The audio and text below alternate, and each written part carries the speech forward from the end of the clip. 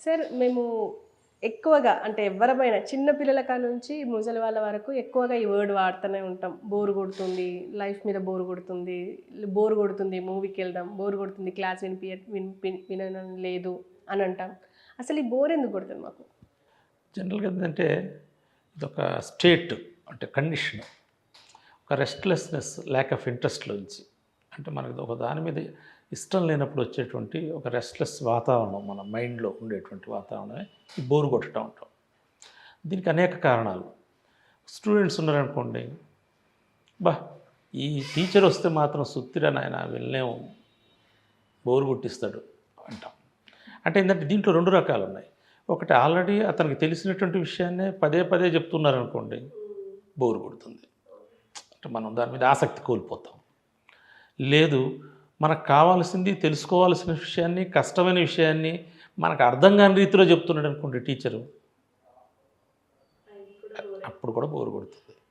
సరే, తెలిసిన విషయాన్నే చెప్పినప్పుడు మనం క్లాసు ఆ రోజు ఎగ్గొట్టినా పర్లేదు, కానీ తెలియని విషయాన్ని కనుక మనం బోరు కొట్టినప్పుడు కష్టపడైనా నేర్చుకోవాలి. ఎందుకంటే అక్కడ పాజిటివ్ థింగ్ గుర్తుంచుకోవాల్సింది ఏంటంటే, మనకు తెలియదు ఆ విషయం, అర్థం చేసుకోవటం కష్టంగా ఉంది, చెప్పే పద్ధతి మనకి వల్ల కొంత అర్థం కావట్లేదు, కానీ తెలుసుకోవాల్సిన విషయం. కానీ అట్లాంటి సందర్భంలో బోరు కొడుతుందని దాన్ని వదిలిపెట్టలేము. అంటే పనిలో కూడా చాలా సందర్భాల్లో చేసిన పని చేయాల్సి వస్తుంది బయట యాంత్రికంగా. మామూలుగా ఉత్తరాలు పంచే ఆయన ఉన్నాడు, రోజు అదే పని చేస్తాడు. లేకపోతే టైప్ చేసే ఆయన ఉంటాడు, వస్తుంటే చేస్తుంటాడు క్లరికల్ డ్యూటీ చాలా సంబంధించిన ఫ్యాక్టరీస్లో కూడా చేసిన పని నిరంతరం చేయటం అనేటువంటిది లైఫ్లో తమ జీవనానికి సంబంధించిన దాంట్లో అనేక భాగంగా ఉంటుంటాయి. క్రియేటివ్నెస్ లేకుండా, కొత్తదనం లేకుండా దీంట్లోంచి కూడా ఒక యాంత్రికంగా మన జీవితం పని ఉండటం అనేటువంటిది కూడా రోజువారీ జీవితంలో మనకి బోర్ కొట్టేస్తుంది. దీంట్లోంచి వెంటనే ఏదన్నా, అందుకని ఏం చేస్తారు మనుషులు కూడా, ఆదివారం కోసం ఎదురు చూస్తుంటారు. ఎందుకు? ఆదివారం వస్తే సెలవు వస్తుంది, ఈ 6 రోజులు చేసే పనే కదా, ఆ రోజు మంచిగా ఏదైనా సినిమా చూద్దాం, ఏదైనా చికెన్ కర్రీ వండుకొని మనం రోజు కాకుండా కొత్తగా ఆహారం విషయంలో కొత్తగా వండుకొని దాన్ని మనం ఎంజాయ్ చేయటం అనేది ఉంటుంటుంది జనరల్గా. అంటే మనుషులు సహజంగానే ఈ బోర్ నుంచి రిలీఫ్ కావటానికి, ఈ స్టేట్ ఆఫ్ కండిషన్ నుంచి తమకు తాముగా ప్రయత్నం చేస్తారు, సంబంధించి రెమెడీస్ ఎత్తుక్కుంటుంటారు. అంటే సినిమాకి వెళ్తాం, లేదు ఒక పని చేస్తున్నప్పుడు మనకి ఆ ఒత్తిడి కలిగి ఇది ఏం చేస్తాం అనిపించింది అనుకోండి, కాసేపు అట్లే ఒక ఛాయ్ తాగి మళ్ళీ రిలీఫ్ అయ్యి మళ్ళీ వచ్చి మనం పని చేసుకుంటాం. వీటితో పాటు పిల్లలు చిన్నతనంలోనే ఇట్లాంటి ఈ బోర్డమ్ ఏర్పడటానికి సంబంధించి కొందరిలో ఎక్కువ ఉంటుంది, కొందరిలో తక్కువ ఉంటుంది. దీనికి కూడా కొన్ని పరిశోధనలు జరిగినాయి. దీని వెనకున్నటువంటి కారణాలు కూడా తల్లిదండ్రులు చిన్నపిల్లలు పెంపకంలో దృష్టిలో ఉంచుకోవాల్సినటువంటి ఒక విషయం ఏంటంటే, ప్రత్యేకంగా పిల్లల్ని జనరల్గా ఏంటి ఆసక్తి ఉంటుంది, వాళ్ళలో కుతూహలం ఉంటుంది, కొత్తది తెలుసుకోవాలా నేర్చుకోవాలనేది. దీంట్లోంచి ఏంటంటే ఎట్లా వదిలిపెట్టారనుకోండి, కొత్తగా పిల్లలు వస్తే వెళ్ళిపోయి వాళ్ళతో మాట్లాడటానికి పరిచయం చేసుకొని ఏదో వాళ్ళతో ఇచ్చేయటానికి ప్రయత్నం చేస్తారు. వీళ్ళు ఏం చేస్తారు, 2 దెబ్బలు అట చూడొద్దు, ఇటు చూడొద్దు, ఆ పని చేయొద్దు, ఈ పని చేయొద్దు, ఈ గడప దాటట్టు వెళ్ళద్దు. కొన్ని వాళ్ళు వాళ్ళ భద్రత దృష్టిలో పెట్టుకుని కూడా కావచ్చు, అటువైపు వెళ్తే ఏదైనా ప్రమాదం జరుగుతుందో, ఇటు వెళ్తే ఇంకేదన్నా ఆందోళన నుంచి కూడా కావచ్చు. కానీ పిల్లల పెంపకంలో ఏంటంటే చాలామంది తల్లిదండ్రులు నియంత్రణ బాగా చేస్తారు, కంట్రోలింగ్. దీని ఎఫెక్ట్ అనేది మైండ్ మీద ఒక ముద్రలు అనేవి, చిన్నతనంలో పడేటువంటి ముద్రలు అనేవి, వాళ్ళు కొత్తది తెలుసుకోవాలా అనేటువంటి ఆసక్తిని, కుతూహలాన్ని ఏదైతే ఉంటుందో 6 ఇయర్స్ లోపే అండి అత్యధికంగా మనిషి తెలుసుకునేది. ఆ తర్వాత అన్నీ కూడా అతి తక్కువ. మ్యాక్సిమం 6 ఇయర్స్ లోపు చాలా విషయాలు వచ్చేస్తాయి నేర్చుకోవటం. ఆ టైంలోనే ఈ కంట్రోల్ సిస్టమ్, మన నియంత్రణ, ఇదొద్దు, అదొద్దు, అది చేయొద్దు, ఇది చేయొద్దు, అక్కడికి వెళ్ళొద్దు, అది తినద్దు, అది ముట్టుకోవద్దు, వీటన్నిటి వలన ఏమవుతుందంటే ఆసక్తి, కుతూహలం అనేటువంటిది వాటి పట్ల స్తబ్దత వచ్చేస్తుంది. ఇది కొందరిలో కొన్ని రకాలు ఎక్కువ ఉంటుంది, కొందరు తక్కువ ఉంటుంది. ఈ పిల్లల పెంపకంలోంచి ఇది పెద్ద అయిన తర్వాత కూడా వెంటాడుతుంది.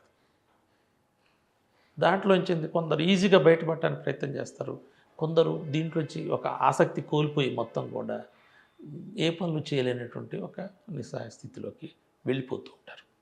ఈ బోరు కొట్టడంలో కూడా పనులు యాక్టివిటీలో కూడా ఇష్టం లేని పనిని చేయాల్సి వచ్చింది అనుకోండి, బోర్ కొడుతుంది. లేదు ఇష్టమైన పనులని బై ఫోర్స్ నియంత్రిస్తున్నారు అనుకోండి, చెయ్యొద్దు అనేటువంటిది, అప్పుడు కూడా మనకి మానసిక ఒక్కొక్కప్పుడు ఏం కారణం ఏందో మనకు కూడా అర్థం కాదు. లైఫ్ గోయింగ్ ఆన్ మంచిగా నడిచిపోతుంటుంది. సడన్గా మనకు తెలియకుండా ఒకప్పుడు మన కారణం కూడా ఐడెంటిఫై చేయలేము.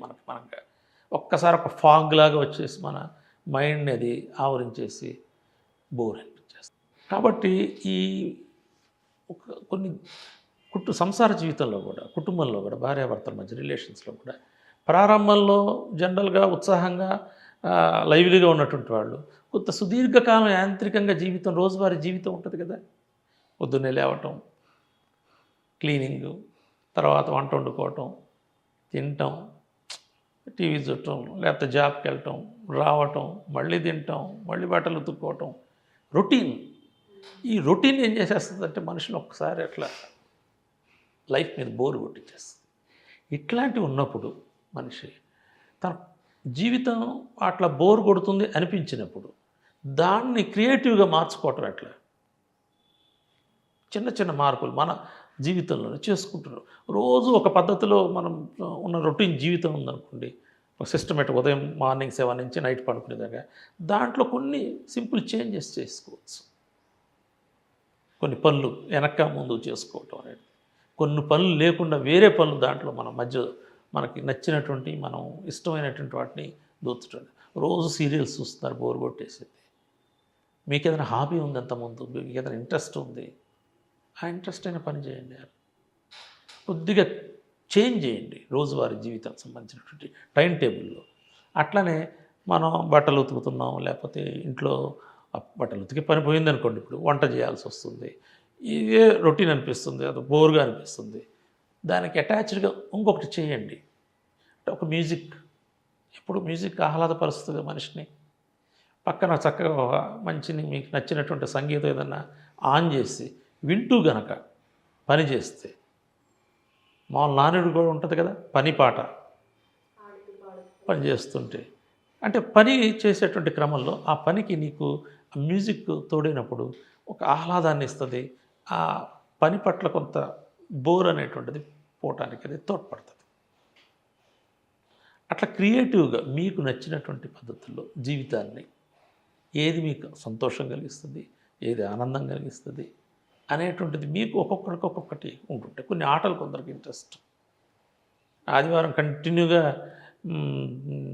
ఏదో ఒక దీనికి సినిమాకు ఇంకో చోట వెళ్ళేటువంటి అలవాటు బోరు కొట్టేసింది అనుకోండి, క్రికెట్ ఆడటానికి ప్రయత్నం చేయండి. ఇంకా మీకు నచ్చిన ఆట ఆడండి. సరదాగా లేకపోతే ఒకసారి పార్కుకి కొందరు రెగ్యులర్ నడుస్తుంటారు, ఏం బోరు కొట్టేస్తుంది, ఆ రోజు ఒకసారి విరమించి ఇంకోటి ఏదైనా ప్రయత్నం చేసి చూడండి. అట్లా ఒక మెకానికల్ యాంత్రిక జీవనాన్ని మనం క్రియేటివ్గా మార్చుకోవటానికి, ఒక సృజనాత్మకంగా మనం ప్రయత్నం చేస్తే మన పనిలో అయినా, మన జీవిత రోజువారీ చర్యలో అయినా, ఇతరత్ర అయినా కానీ మనం యాక్టివ్గా ఉండటానికి దోహదం చేస్తుంది. అట్లనే అసైన్మెంట్స్ చేయరు పిల్లలు, లేట్గా చేస్తారు, మధ్య మధ్యలో వదిలేస్తుంటారు, ఏది రోజు ఈ అసైన్మెంట్స్ అని.